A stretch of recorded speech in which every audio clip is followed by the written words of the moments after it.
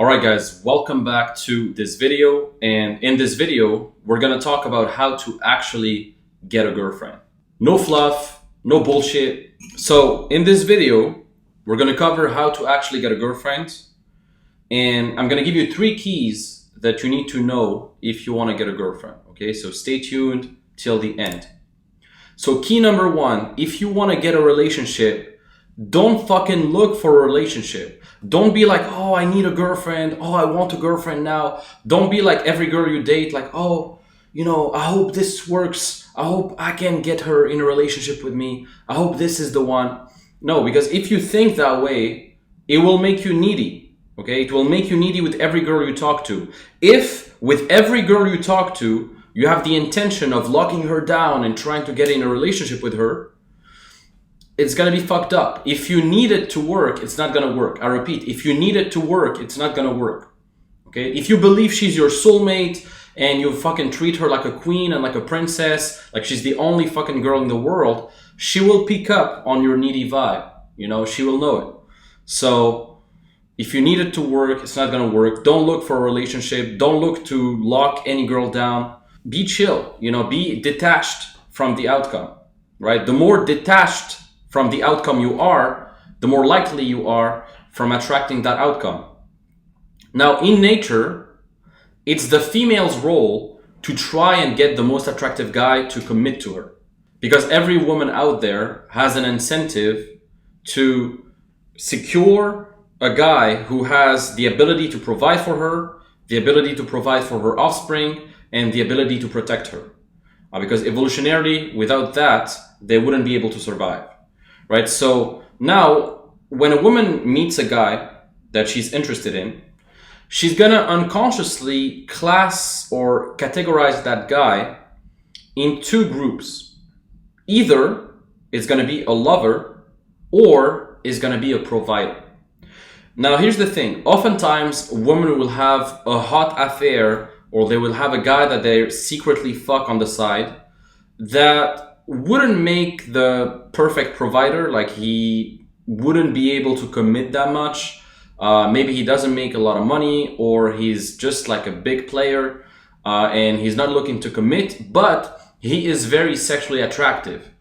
He's sexually attractive because he embodies a lot of the alpha characteristics that women are looking for, right? He's very dominant, he's very assertive, he can speak his minds without any filter. He can, sexualize boldly without, caring about the outcome. He's probably seeing other girls. He's going out. He's a bit carefree, right? So he embodies all these qualities, and he is the ideal lover. So for a short-term fling, or for like for her to get the emotions she needs from a guy, she needs that type of guy, right? The lover, right? It's kind of in the movie The Titanic. You have the provider guy, which is like the guy who comes from a rich background, and he's a bit boring, and he's always pissed off, and he's always, he's very like in this provider frame, like always buying her shit, etc. But she's not like that attracted to him. And then you have Leonardo DiCaprio, which is more of the lover. He's giving her all the emotions, all the adventure, and she's more attracted to him, but he doesn't have all the provider traits, like all the money and resources to be able to, retain her long term, right? So that's one thing. And usually women will chase after the lover type of guy, right? And they're gonna try to make him into a provider. That's what happens usually. So when a woman finds a guy who's more like a lover, they're gonna try to make him a provider.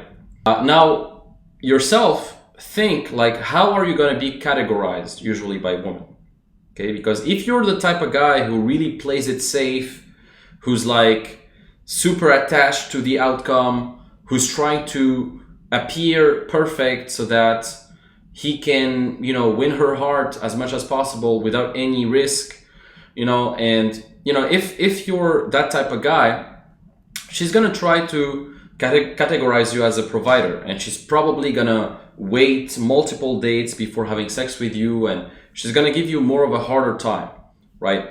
So usually these type of guys, like the providers, they don't have the same sex appeal as the lovers, but they have a lot of qualities that would make them the ideal father or breadwinner, right? They can commit, they can provide security, financial security, or other types of security, and they're kind of the ideal provider, right? And this type of guy is usually chasing after her. So instead of her chasing him, he is chasing her, right?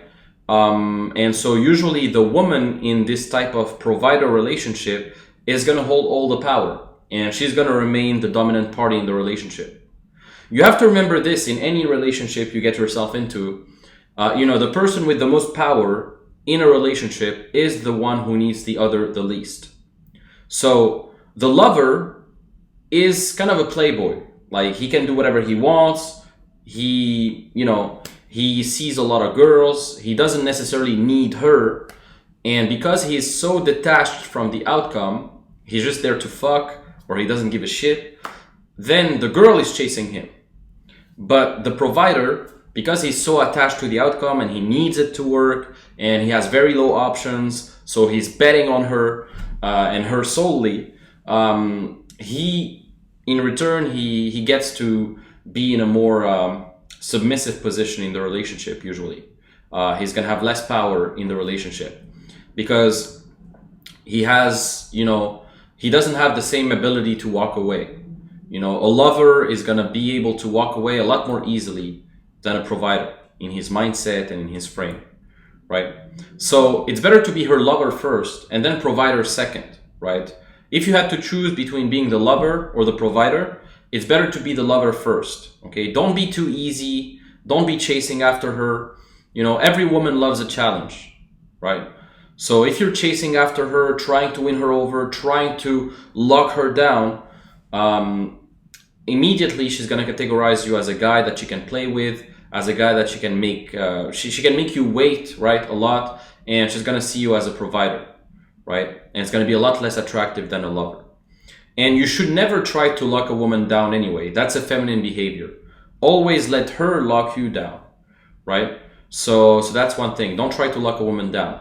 She should be coming to you with the question like, oh, so what are we, right? You should never ask to a woman, oh, so what are we? Like, do you want to be my girlfriend? No. She should come to you with those topics, right? So that's one thing you need to learn right now. If you're not doing that right now, learn this shit right now. Never try to lock a woman down. Very, very important. Now, key 2, instead of fucking being the provider and trying to look for a relationship like a sucker, look for fucking dates, right? Even if you want to find the one girl that's right for you, chances are you're not going to find her. You're not going to find the best girl for you from the get-go. You need to date a bunch of ones first. If you want to find a good one these days, you need to date a bunch of ones first, right? You have to date several women in order to find one who'd really be a great match, right? And usually, guys who get played by girls, guys who usually get sucked into toxic relationships, etc., it's because they don't have enough reference experiences, right? They're not discerning enough. And because they're not discerning enough, they get played. They don't see through the red flags. They don't even know themselves what they truly want in a woman because they haven't experienced many.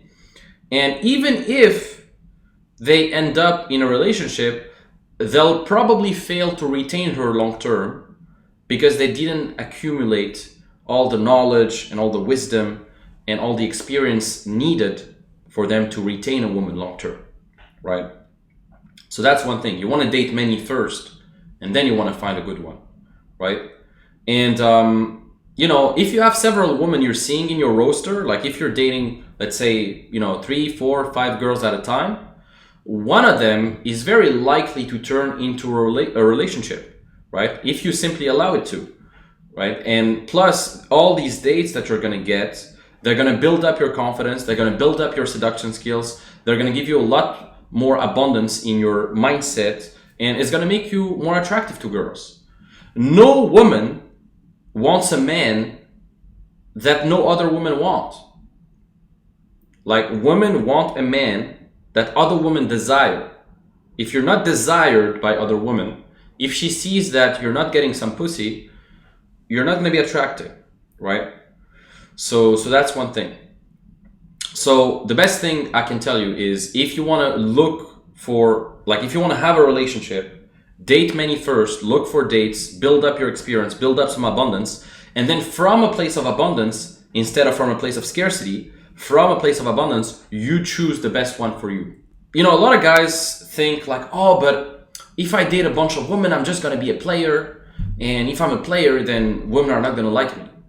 Well, here's the secret. A woman wants a player who she can tame. That's the thing. Like, a woman, she's not going to admit this. Like, women are not going to admit this, but they want to tame a player.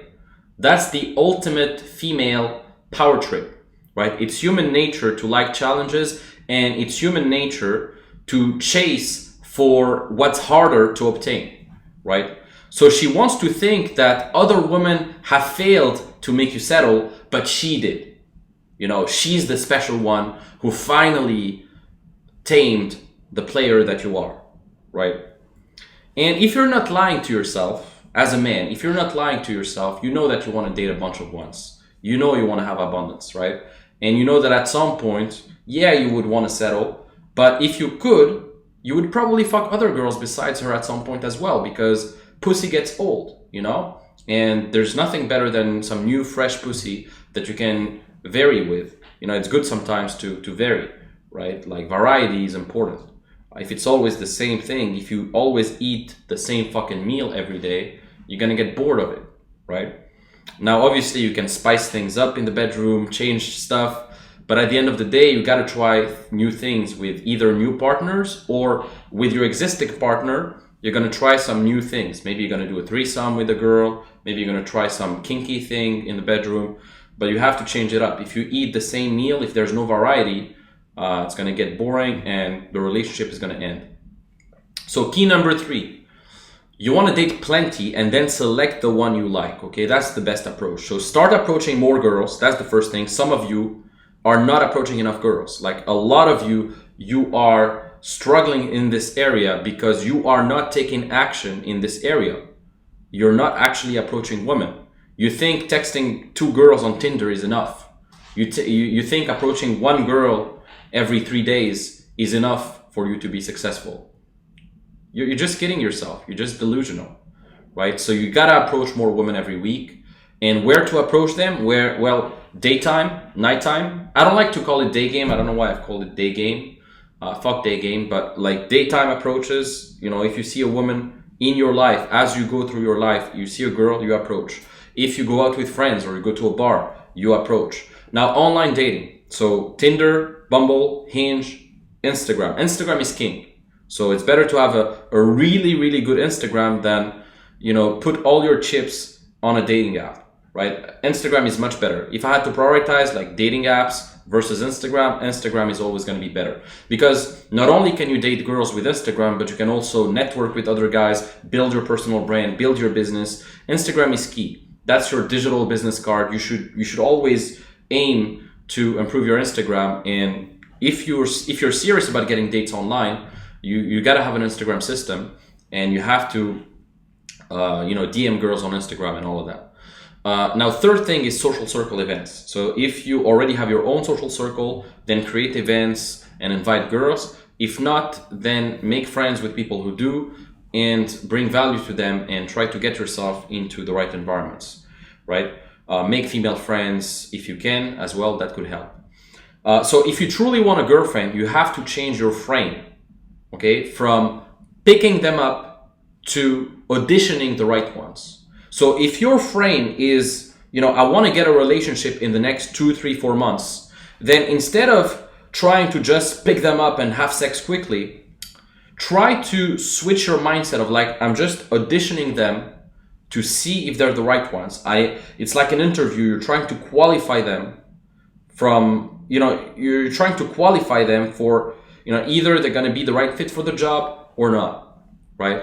So you need to have standards too. higher up your standards. What are your standards? What kind of things do you value in a woman? Okay, what is your ideal woman, right? You have to reflect on these things, and then you have to audition girls on those attributes, right? And your goal is to find women who have some of the traits you're looking for. So obviously the right look, because we're not gonna fucking lie, 90% of you being with a girl is the looks, right? Fuck personality. I mean, personality is important, but not as important as looks. Like her ticket to entry, like her entry ticket is the looks first, and then we'll see about the personality. It's not like personality first and then looks. Stop lying. Okay, stop fucking lying. You know, it's looks first, then personality. It's always been this way. And the guys who say otherwise are lying, or they're just like, I don't know, just brainwashed. So you need to have the right interests. Like look for the right interests and hobbies, because if you guys are, you know, you have very, very different interests, very different hobbies, very different worldviews and personalities, you're not going to be matching long term. So whenever I'm on a date with a woman, I try to look for these things. Obviously, the first thing, her looks, her style, etc. If her looks and style are great, then I'm going to look for, you know, what are her interests? What are her ambitions, her passions, her hobbies? What are her worldviews? You know, try to challenge her worldviews. Try to see where she stands, right? All these things.